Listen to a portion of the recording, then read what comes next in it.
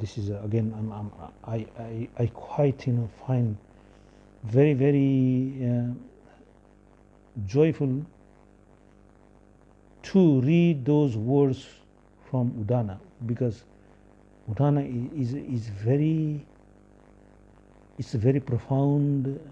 There are statements from the Buddha describing what his Dhamma is, of such a profound nature. Yeah. So they are very condensed, and they carry so much weight. So and this is with regard to those sort of phenomena and those sort of objects of minds and how they start to engage. So what the Buddha said, this is in Udana section number 4 and number 1, Meghiya Sutta. So this is the sutta here. This is what the Buddha said. Yeah, and this is about those sort of mental phenomena, that sort of things that will start to grab our attention, so that they will trap us in this suffering. Yeah, and Buddha says that trivial thoughts, subtle thoughts, mental jerkings that follow one alone. So those mental jerking is basically these are jerking is like these are very uncontrolled, the burst of those sort of phenomena that comes along. Not understanding these mental thoughts, one runs back and forth with wandering mind. But having known these mental thoughts, the ardent and mindful one restrained them. An awakened one has entirely abandoned them, these mental jerkings that follow along. So this is again the mental jerking.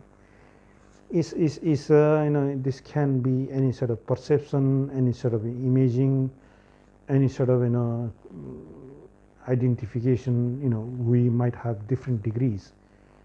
So generally when we are in a practice in the beginning stage, they are kind of emotions, attachment, and some sort of anger and very bitter attitudes.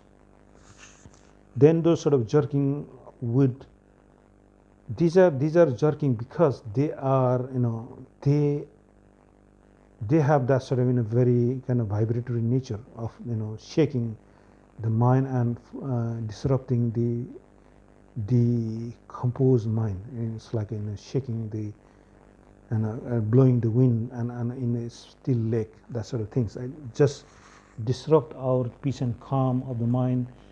That is starting to, you can feel that sort of mind is settling down, and sort of suddenly one thought arise, and that just grabs our attention and just can cause so much of oscillation and that sort of bouncing around. Yeah, so this jerking is kind of this different degrees, and that's what Buddha is saying, is that you need to not flow with them, but abandon them. Just let them be.